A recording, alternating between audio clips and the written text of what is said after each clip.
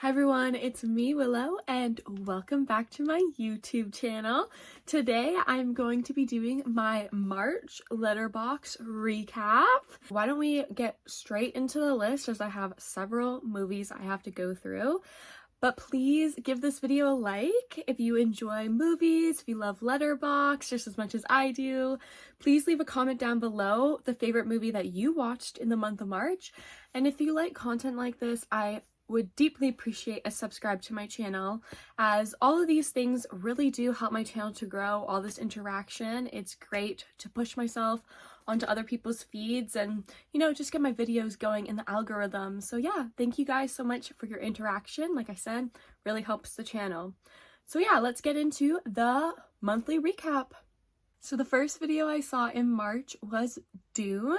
I have never seen Dune until I had this opportunity to see it, and I really enjoyed it. I believe I said in my Dune Part 2 review that I decided to wait just because I heard so many people mentioning how Dune Part 1 really ends with this like cliffhanger that goes straight into Part 2. So I was like, why don't I just wait until Part 2 comes instead of having to wait like 2 years anticipating for this continuation? Why don't I just wait? And that's exactly what I did.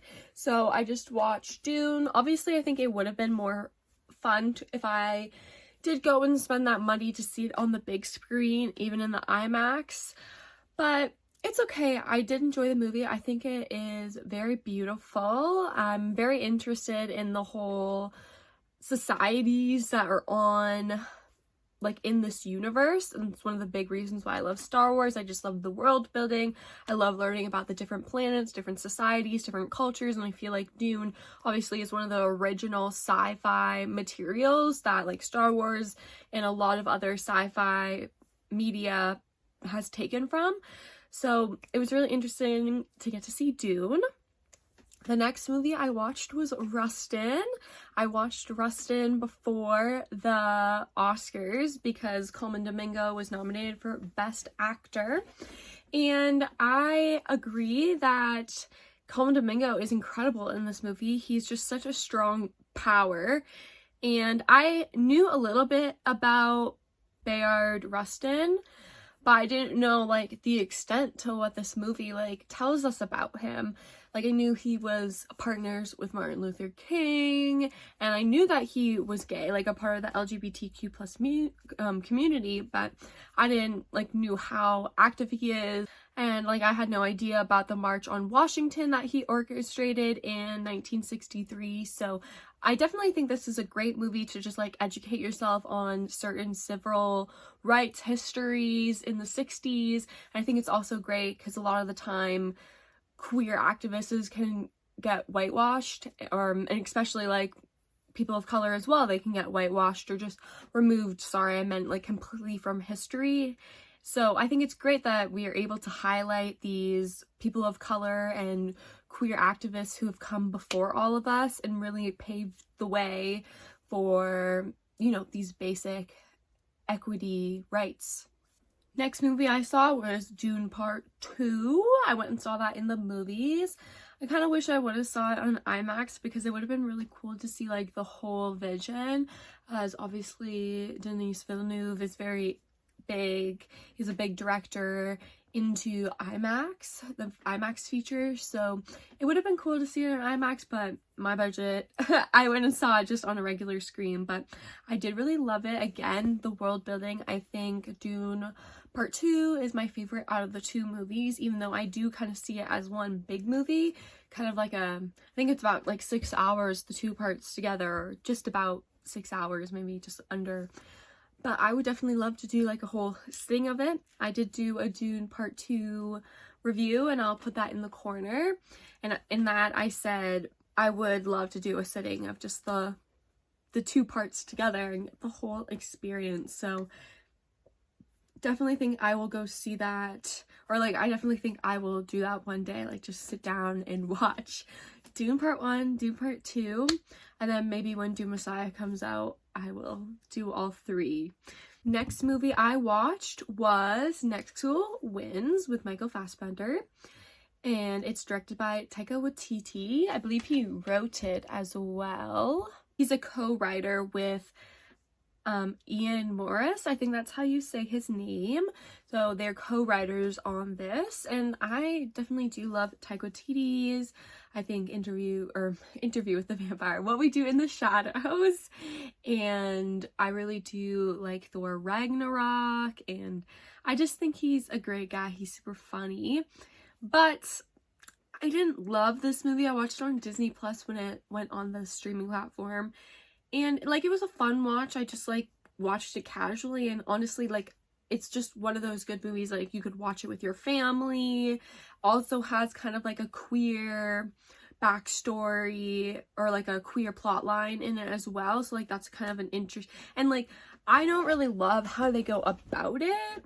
Now I know this movie is based on a true story, and I just feel like how Jyla's treated throughout the film is just really terrible. And now I know, like I said, it's a true story, so I'm not sure how involved the original American Samoan soccer team was involved with the making of this film, or if it was more from the perspective of the coach who's more involved. But justice for Jyla, because she's just treated like dirt in this movie when she's the best flippin' player on that team. And I think the ending just showing like the real Jyla and what she did in like soccer and how much influence that she had for queer athletes. I would like to see a movie just made of Jyla. Like, just give me a Jyla movie. Then in the preparation for the Oscars, I watched Killers of the Flower Moon, as I had not seen it. It was one of the movies that had been out for the longest time that was nominated, and I had not seen it, but just because it was so long. And again, money, money, money. This isn't the year where I spend money on going to the movies. Last year was not, so I did not see a lot of movies in the theaters. But, Killers of the Flower Moon, I loved it. I think Lily Gladstone, I wasn't the biggest Poor Things fan, and I did think Emma's performance was beautiful. I think it's very well done. I know she did a lot of, I don't know, just like getting into the mental character of Bella, and just like the physicality she has is very impressive. But I just loved the weight and the emotional power that Lily Gladstone had in Killers of the Flower Moon, and I'm really upset that they didn't give it to her. For the 3 hours, I really do feel like the movie goes by just like this. Maybe there's like one or two parts just starting to get closer to the end where I was like, okay, what's gonna happen now? Like, are we wrapping this up soon, or we still have a bit to go? So just like one or two points I thought maybe it was starting to drag a little bit, but then we got right back into the story, draws you right back in. So I really did enjoy it. I feel like more than the average person. I feel like it kind of got mixed reviews. I think Martin Scorsese does a terrific job with his directing in this film. I just really love like the shots that he does, and obviously with his cinematographer, and just like the idea of this story and showing them this pain and this generational like trauma that the Osage people have carried. So I really liked it, and I think it was a really good watch. Definitely would suggest people to watch it. It is very like brutal, so know that it's 3 hours and it's a very brutal subject, but I think sometimes brutal subjects, we have to face the history and we have to watch it so we don't let history repeat itself, and so we can make active change. Next movie I watched was Oppenheimer, also in preparation for the Oscars, because I had not watched it. Obviously, it was gonna win. It did win.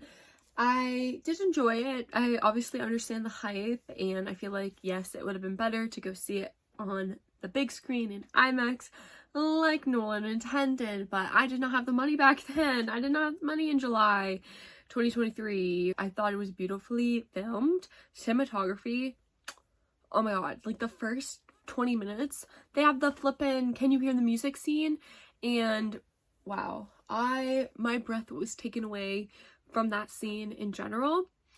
The rest of the movie, I wish kind of was the same, just had the same intensity as Can You Hear the Music, and obviously the movie is intense, but I just love the visual qualities of Can You Hear the Music scene, just all the like the symbolizing of the ideas that are in Oppenheimer's brain, and you know, we know what happens with the atomic bomb, so just having that moment where it's like all this creativity that can be turned towards evil, and you don't expect that at all when you're like a naive young person, right? Like he was at the beginning of the movie. So I definitely think it's great to show what humanity can do. Next movie I watched was Roadhouse. I'm a big Patrick Swayze fan. Love Dirty Dancing, one of my favorite movies of all time probably. Just love that movie.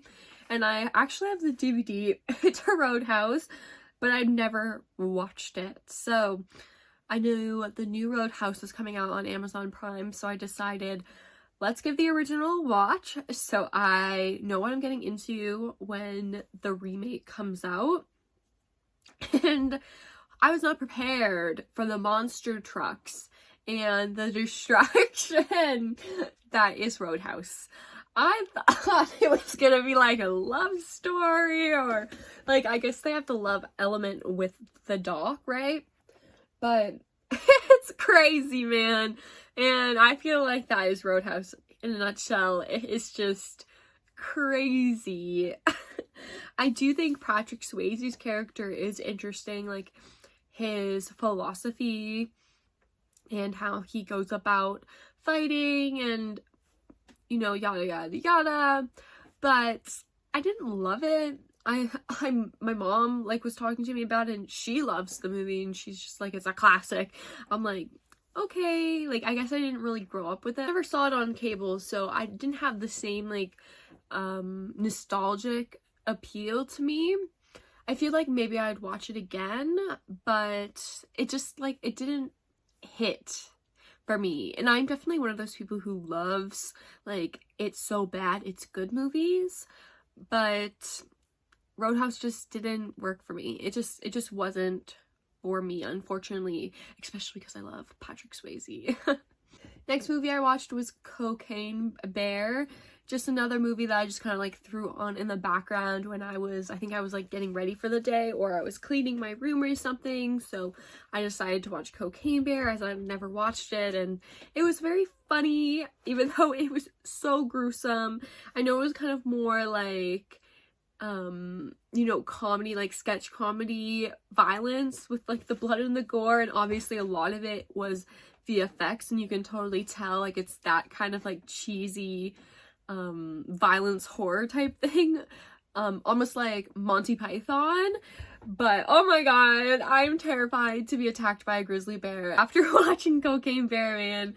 It was wild. I am terrified of bears now, but it was definitely a fun, enjoyable movie to watch. I think it was really funny. And also, both of the actors from The Americans are in the show, so I thought that was also very ironic that they got both of those actors in it and they decided to put them in another picture or like another project together, so thought that was great. Alrighty, the next movie I watched was Fremont. This came out in 2023 in like I think 2023 in the festival circuit. It was on Mubi and it was going to leave, so I decided to watch it, and man, I enjoyed it so much. This is one of my favorite movies, definitely, that came out in 2023 that I've had the chance to watch so far. Wow, it's just like a great story of hope and grief and learning how to be present and not, you know, there's like definitely like survivor guilt that goes on in the film, and learning how to not feel bad about moving on and learning to accept love from other people. So I think the message is great. It's also a great length, not too long. We love to see Jeremy Allen White as well in another movie, so he's good in that as well. And the lead, she's just fantastic. Wala Zeta, that's her last name. I butchered it, but she's great in the film. I think she plays a fantastic portrayal of just humanity as well. Like I was just talking about Oppenheimer and like the evils humanity can do, and there's kind of like the ideas of the evils of humanity in this film, as well as it's kind of taking off of like war, but it's also showing like the purities and the second chances we should give humanity as well. So really loved it, and I will definitely watch it again. Then I headed to the movies and I watched Love Lies Bleeding. Oh my goodness, such an incredible movie. I loved it. I had to go out and get Rolling Stone cover as well. Movie sold me. This is a movie I'm going to play for the rest of my life. I will probably watch it all the time once it comes out, like on streaming and on digital. I will definitely try and get a copy of the DVD or like the Blu-ray. Oh, like, I love her. Kristen Stewart, like, hello. So I will definitely try and get a copy of this movie. I just love the woman loving woman storyline as well. I think the thriller, kind of domestic violence storyline is also unique and handled very, very well. Just like the intensity, the anxiety of the whole thriller, like what's going to happen, are they going to get out? Yes, highly recommend this movie. Loved it. I have it as my number one movie of 2024 so far that I've seen. I have a list of that on Letterboxd as well, so I'll put that below so you guys can kind of keep up to date with my 2024 movies. But it's my number one movie right now because it's just so damn good. So yes, I would definitely recommend Love Lies Bleeding, and it's still in the theaters, so you guys could still go watch it in the theaters, see it on the big screen. It really does deserve the big screen. Then I watched the remake of Roadhouse on Amazon Prime.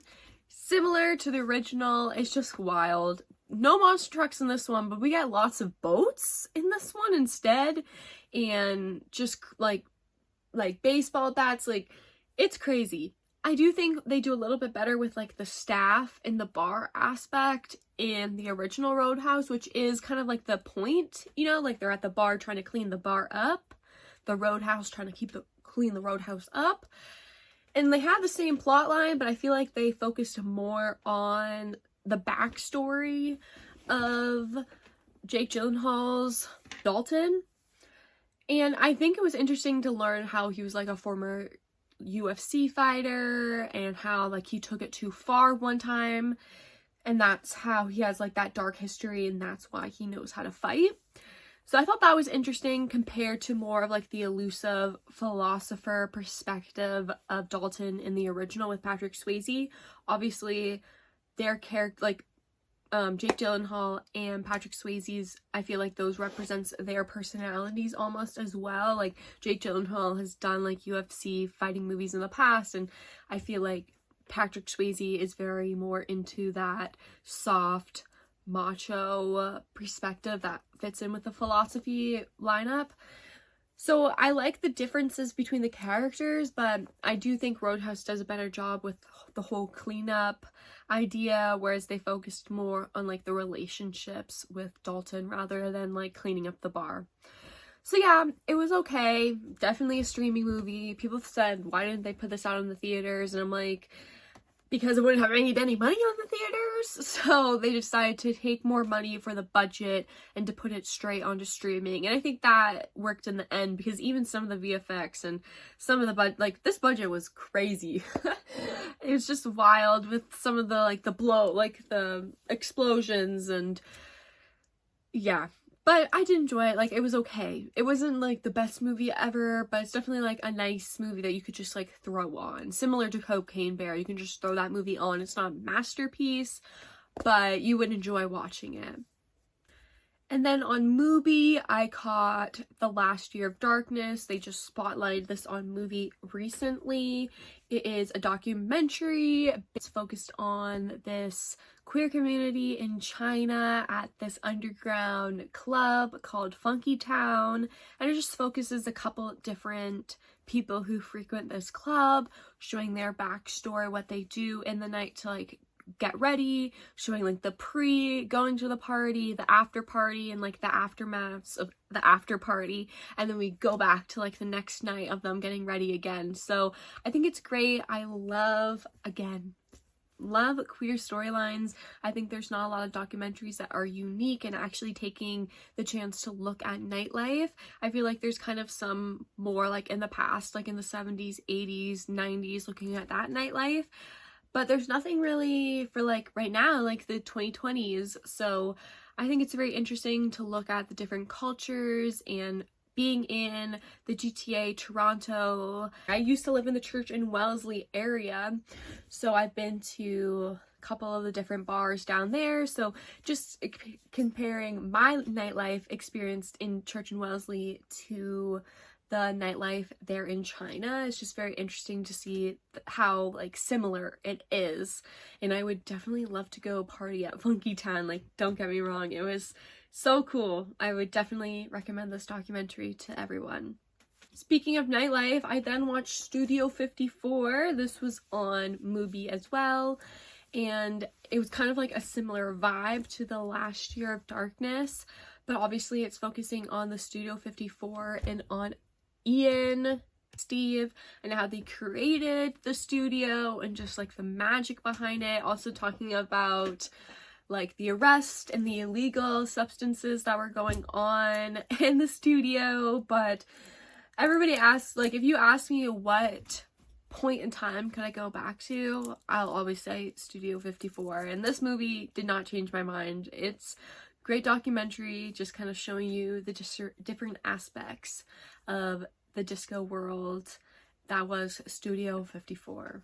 In preparation for seeing Immaculate, I went and saw The Voyeurs, which is by Michael Moen and also has Sydney Sweeney, one of their pair-ups before Immaculate, and I thought it was alright. I'm a big Justin Smith fan as well, so love seeing him, and I thought Ben Hardy did a good job as well as the other female kind of protagonist. She's in Ahsoka, she plays Sabine, and I think it's just like a good overall movie. I think it does kind of like lose itself in the plot twist. I thought the beginning with the idea of voyeurism, going back to Hitchcock, I feel like nobody utilizes this film media, this lens, and I felt like this movie was really attempting to do it. I also love the uniqueness of using Montreal as the setting. I feel like everybody just chooses, let's go to LA, let's do New York, but they decided, let's set this movie in Montreal, and I don't think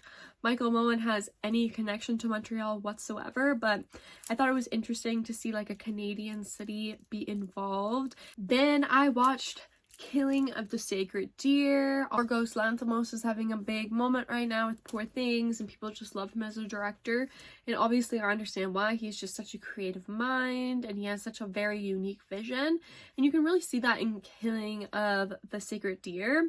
Obviously I loved Poor Things and like the maximalism of it, the world building of it, but I do prefer the story of Killing of the Sacred Deer over to Poor Things. Great watch, very lots of anticipation when I'm watching it, but I'm glad I can finally say that I have watched it, just because I'm trying to get more into seeing the filmographies of specific directors, and I definitely want to see The Favorite because I love Rachel Weisz, and that kind of has like a woman loving woman theme in it as well. Obviously Olivia Colman's great in it. And man, I just love Colin Farrell and Nicole Kidman in Killing of the Sacred Deer. Obviously, Barry Keoghan does a great job too, one of his first big roles he had. And wow, it's just crazy how this is 2017 and now in 2024, all three of those actors are just doing even more incredible work, and just the range of these three actors. Like obviously Nicole Kidman just had Expats this year, incredible miniseries. If you guys have not seen it, check it out on Prime, such a good miniseries. And Barry Keoghan just had like Saltburn, and I think he is in he's in another movie coming up too later this year, I believe. I can't remember which one it is, but yes, I am very excited. Obviously Yorgos has Killers of Kindness, I think that's what it's called, or he has a new movie coming out as well this summer, so woohoo, excited for more Yorgos to come out. Then I did a little rewatch of But I'm a Cheerleader. I don't think I've ever actually seen this movie all the way through, but I've definitely seen bits and parts of it a lot. So I just put it as a rewatch because I knew everything that happened. Just love it. Clea Duvall and Natasha Lyonne. There's also Melanie Linsky in it, and it's just a fun women loving woman movie, super campy. I just love the production, costume designs, really playing on the gender binaries, really pushing it, the socialization of all of that. But at the end, we all come together and they escape the conversion therapy camp. And it's just a really beautiful movie, and everybody should watch it as well. Such a good movie. I watched Immaculate in theaters. Loved it. I thought it was such a good movie. I did a movie review, so I will post it in the corner so you guys can go check it out. But I thought Immaculate was such a good movie. It kind of like blew my expectations. I thought it was going to be a really shitty movie. But man, Sydney Sweeney is a powerhouse. Obviously, she is great in Euphoria, and I thought she did a pretty good job in Anyone But You, but I haven't really gotten to see her range too much outside of Euphoria, obviously, and I thought The Voyeurs was fine, and I've seen her in Handmaid's Tale, so I think Immaculate really helps her push herself to the next level, and also how she has like this producer credit and the whole backstory about how she like auditioned for it a really long time ago and brought it back from being a dead script. And I just love the backstory behind it, and like I said, I really think it helps her level up in the industry. Obviously, it's kind of had mixed reviews. I think some people love it, some people don't really care for it, which I understand. Obviously, it's a pretty controversial subject matter, who like whatever, but and I think some of the horror elements, like I'm a scaredy cat and I am a novice for horror, so don't ask me much about horrors. I was watching this movie through my fingers half the time.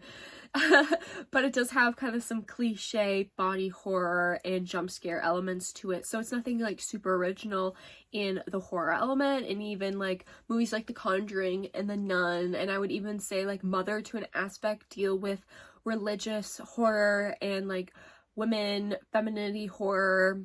So there are other movies out there that have more original and probably more fulfilling plot lines, but I think Immaculate does a great job. Really tickles that one itch to go like just see blood, like just go see a crazy wild last half. Like if you just want to see the movie, like watch it for the last battle scene, because I just love how they utilize the different locations, and like I said with the blood, and really do enjoy it. Again, out of this list, I will probably buy this movie. I want a copy of it because I enjoy it that much.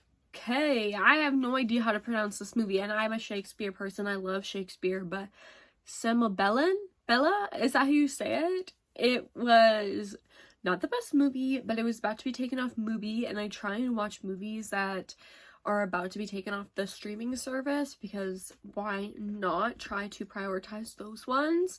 So I caught this one because I love Ethan Hawke, and like I said, I do love Shakespeare, and I know that I've seen Hamlet, the one with Ethan Hawke, and the same director as this film, so I was like, why not see it? Let's watch it. Oh boy, was this movie so 2014.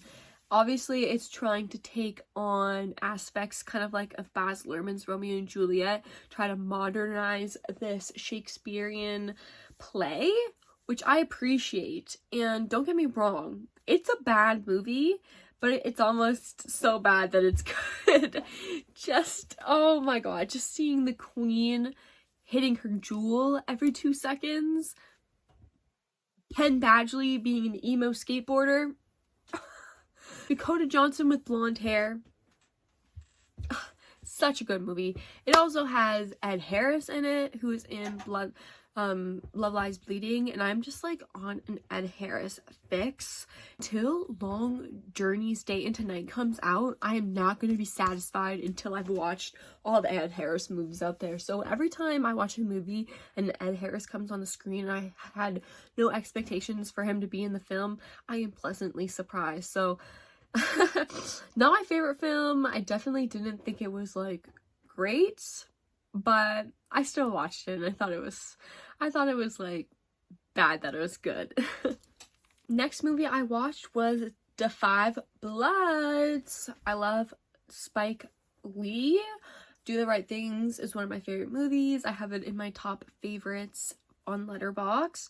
So I thought this one is an easy access Spike Lee movie that I'd never seen. So I was like, why don't I just go ahead and finally watch it? And I thought it was a great movie. I think it was very complex with like the ideas of Paul being a black man, being a veteran of the Vietnam War, but also being a Trump supporter, being a Trump voter. And I remember when this movie came out, I watched this one review and the person also mentioned that aspect of the film. And I think like the ideas of the PTSD with the black GIs and them, you know, being in like 2020, like kind of or like I think it's set in like 2019, 2020, something like that. You know, coming to terms with that and going back to get what is rightfully yours, but then, you know, some of the Vietnam locals thinks that what the black GIs think is rightfully theirs is actually rightfully theirs. And like you just see the different like perspectives and you're like, who is more right? So I love like the cinematography. I think it's beautiful, just the Vietnam landscape. Also love how Spike always utilizes primary footage as well as like his fictional like secondary footage of like retelling. I just love how he always intercuts with primary footage of like videos and pictures of what actually happened in the war.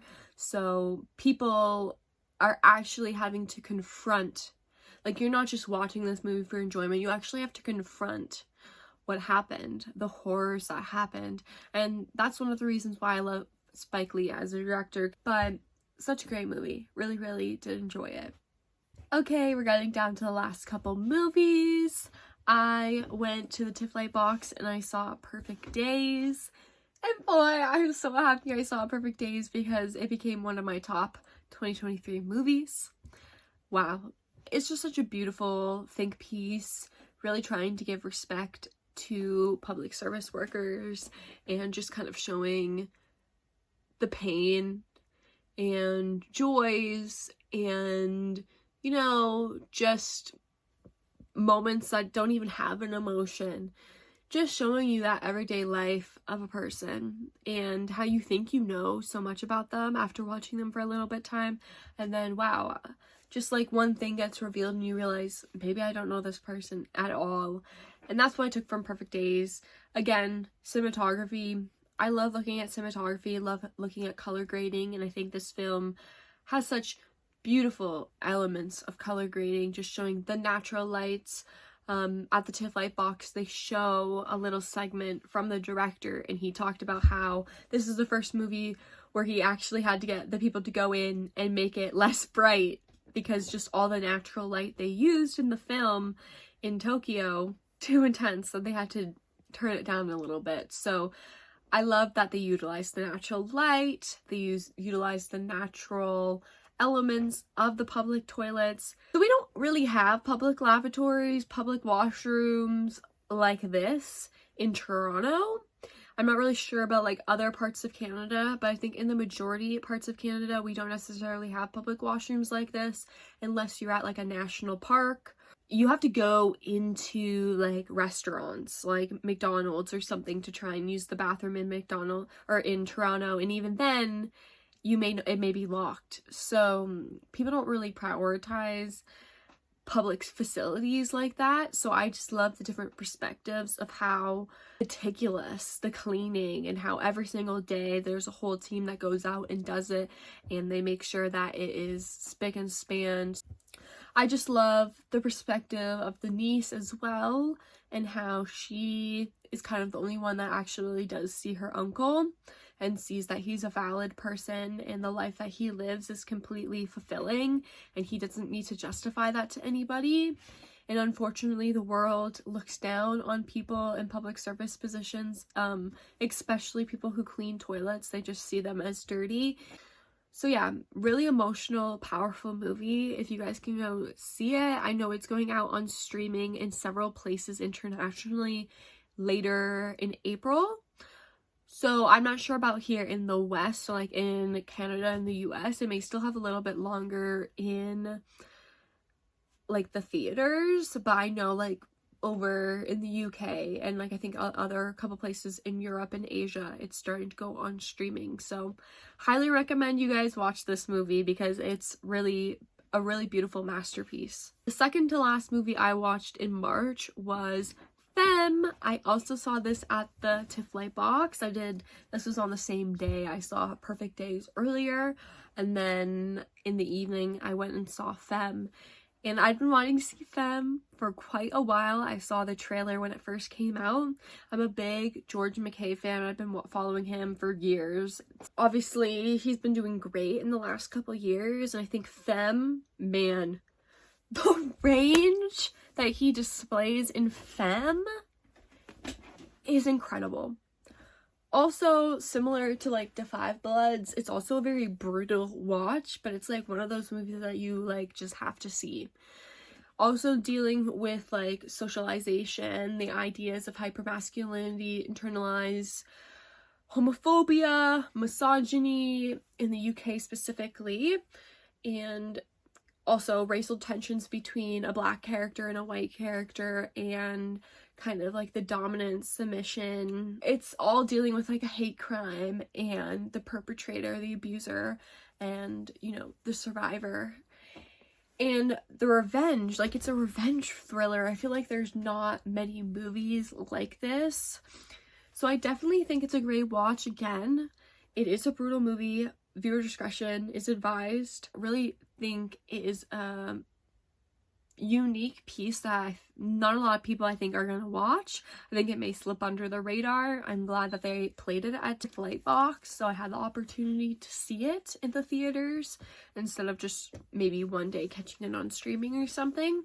It is intense though, so I would go into the movie knowing about that. And like I said, internalized homophobia, hate crime happens at the very beginning of the movie, but it is also kind of like brutal throughout, like the ideas of consent and like again dominance, submission, positions like that. So it's definitely, I think it's a good watch. Like I feel like it's kind of like in the line of Beach Rats, if you guys have ever seen Beach Rats. Also a very dark queer film, but deals with similar like internalized homophobia and misogyny, hypermasculinity, except that I think is in that's in America. I don't know if it's in California or if it's on the other coast, but I feel like they, like Beach Rats and Femme, very similar movies in the complexity of the stories that they are trying to tell. Unfortunately, I do think Femme kind of falls off in the end. I wasn't super satisfied with the ending, especially because it's a revenge thriller. I feel like the justice is not entirely served for the main protagonist. So it did leave me a little bit unsatisfied, but I still enjoyed it. The last movie I watched in March was the movie Reprise, which is the first movie out of the Oslo trilogy by the director Joachim Thier. I have totally butchered that name. I'm very, very sorry. But I have held a deep love Norway, and specifically Oslo, since I found the web series Scum in high school. And I'm one of those girls. I just fell in love with the series Scum and just like the realism of that show, and just seeing another film from Norway. Like I said, I'm really trying to get more into film this year, trying to look at different international features, and I think this movie is very interesting. Again, kind of similar to Femme, I did like the first half of the movie and I felt like the end kind of fell apart. I just felt like it was kind of more like men whining near the end instead of like things happening. I wish they focused a little bit more on the mental health aspect in the film, as it's a very big plot point, but I feel like it often gets brushed over for the writing and the creativity that's mentioned in the film. So kind of like mental health and writing are like the two biggest plot points. Also like the ideas of being somebody, trying to accomplish stuff, feeling fulfilled in this like 20s era, like being in your 20s, like trying to accomplish so much stuff at once. And I really related to that. I'm 23, just graduated a year ago. I am kind of floundering in the world right now, trying to figure out who I am. So I really related to that aspect of the movie. It's just like upsetting that it kind of started to fall apart near the end, just for me personally.